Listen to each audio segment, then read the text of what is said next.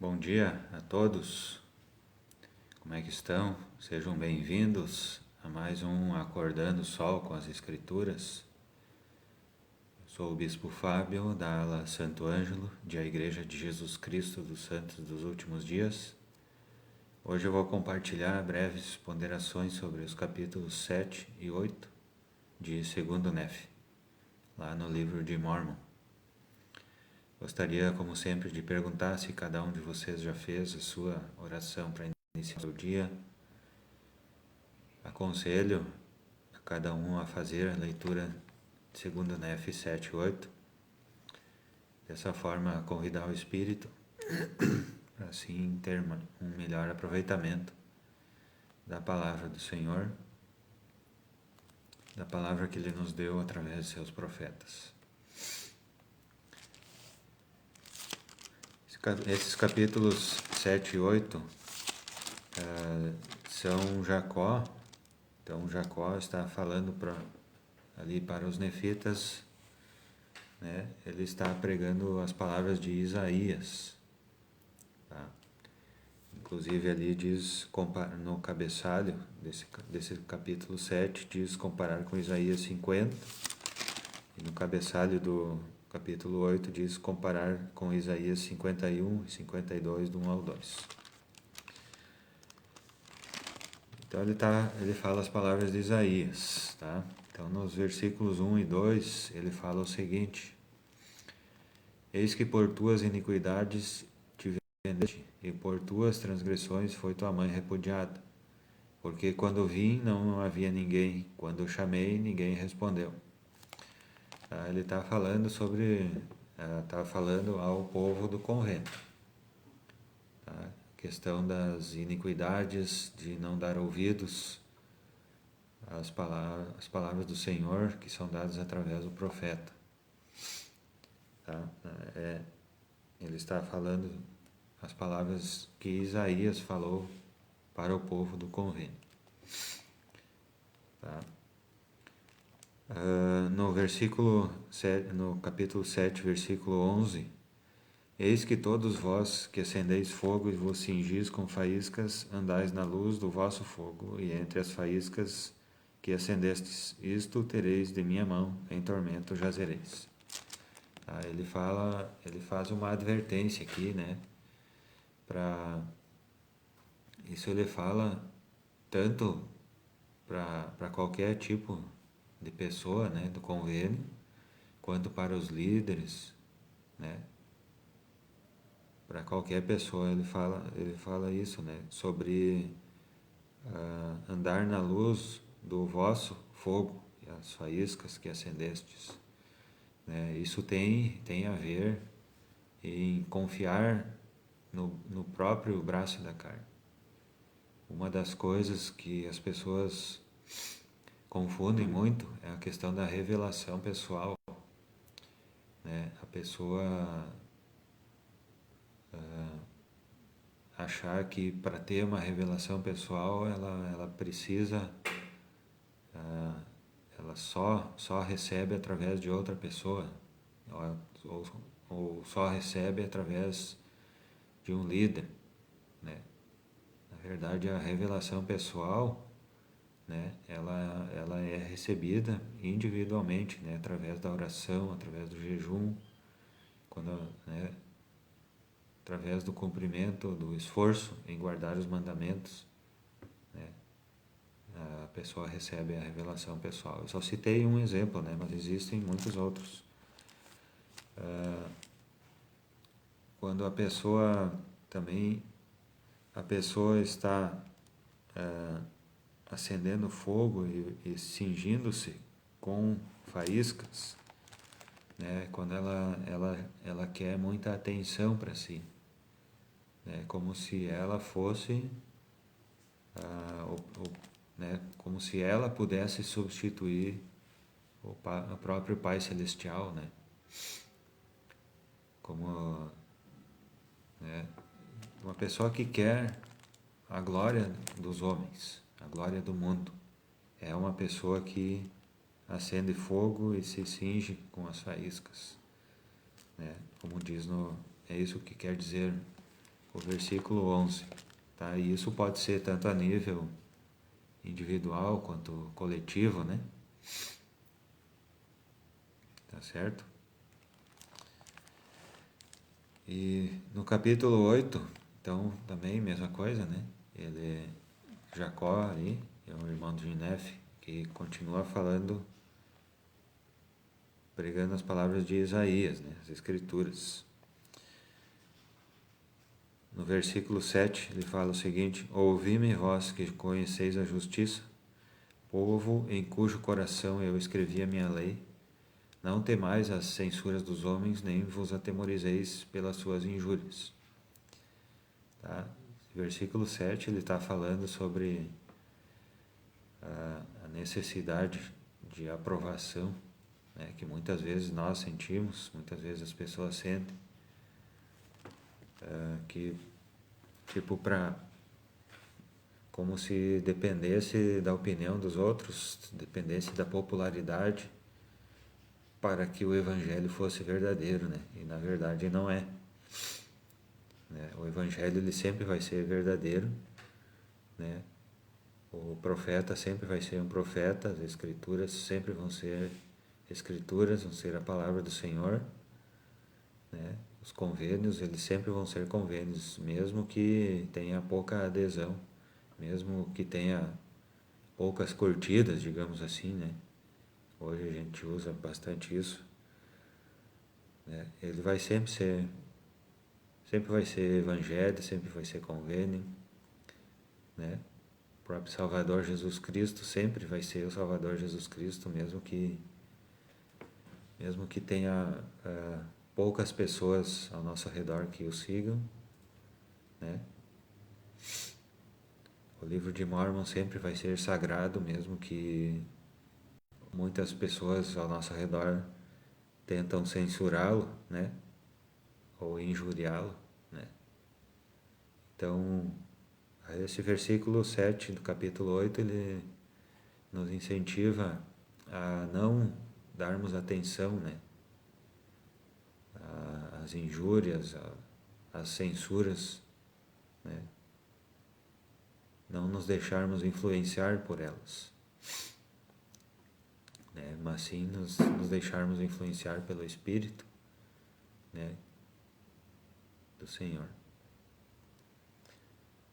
Nos versículos 12 e 13, Isaías diz o seguinte: eu sou ele, sim, sou aquele que vos consola. Quem, pois, és tu para que temas o homem que é mortal, ou o filho do homem que se tornará em erva?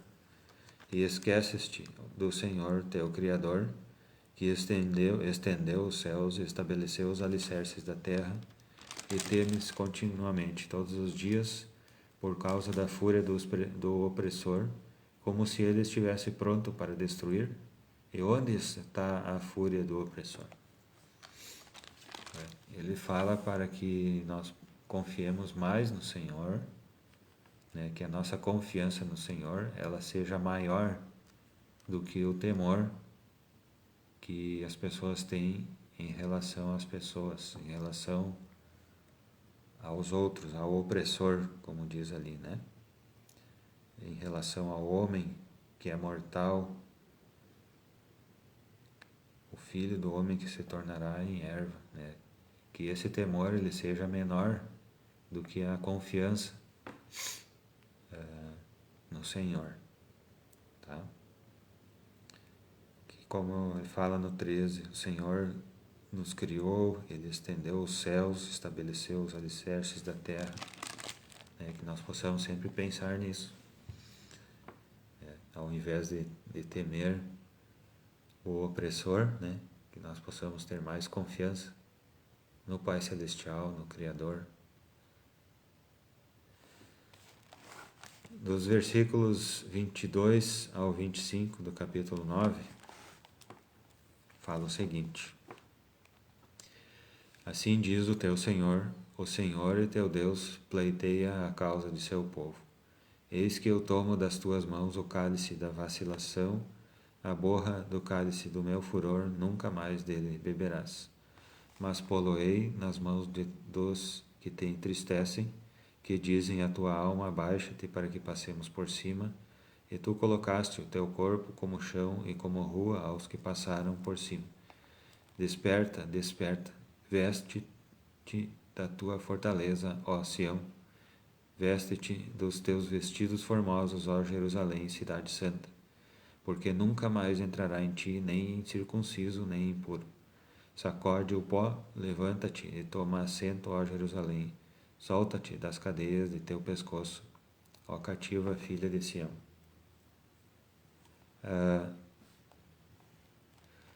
Aqui fala primeiro para que tenhamos confiança, né, que o Senhor pleiteia a causa de seu povo, né? Ele nunca desiste de seu povo, do povo do convênio, né? Então, quando nós fazemos convênio, né, nós temos sempre a companhia do Pai Celestial pleiteando a sua causa ao nosso lado, né? Só não teremos por transgressão, né? Mas o Senhor, ele nunca esquece dos convênios. Então as pessoas, elas sempre podem, tendo os convênios, elas sempre podem se arrepender e restaurar, né, esses convênios. Aqui ele fala: tomo das tuas mãos o cálice da vacilação, a borra do cálice do meu furor, nunca mais dele beberás. Está falando sobre arrependimento, né? Que quando nós nos arrependemos, nós nunca mais voltamos a cometer aquele pecado, aquele erro, né? Isso é a parte final do arrependimento. Então ele fala sobre a vacilação, né? A vacilação e o furor do Senhor, né? Então a vacilação é quando as pessoas se distraem, né? Elas deixam de, como eu falei bem no início, né? Elas deixam de dar atenção às palavras do profeta, né? Elas confiam mais no braço da sua carne, no seu braço de carne, como diz naquele último versículo do capítulo 7, né? As pessoas se cingem com as próprias faíscas, né, do próprio fogo, né? Assim que acontece o vacilo, né? E assim que acontece o furor do Senhor.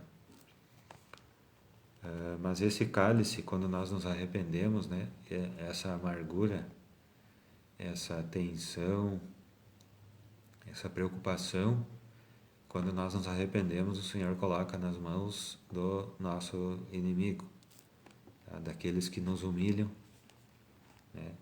Daqueles que nos fazem do nosso corpo o seu chão, como diz ali, né?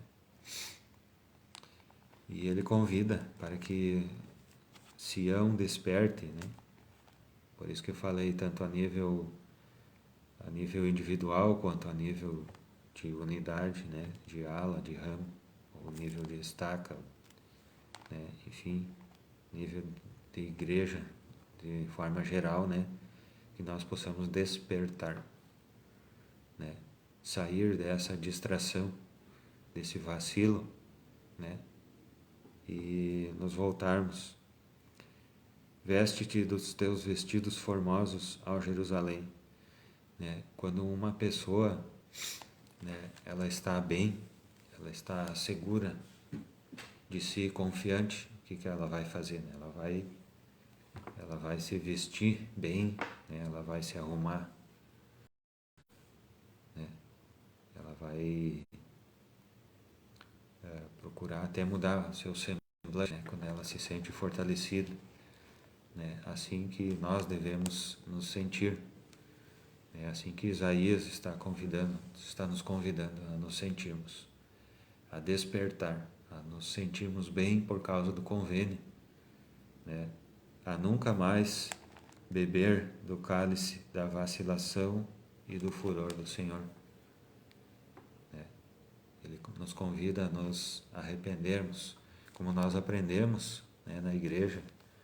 O arrependimento não é passar o resto da vida em lamentação, cabisbaixo, depressão, né? O arrependimento é mudança,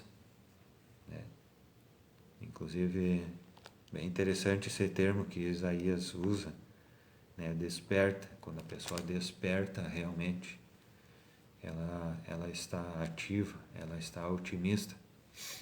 É assim que nós devemos nos sentir por causa do convênio, né?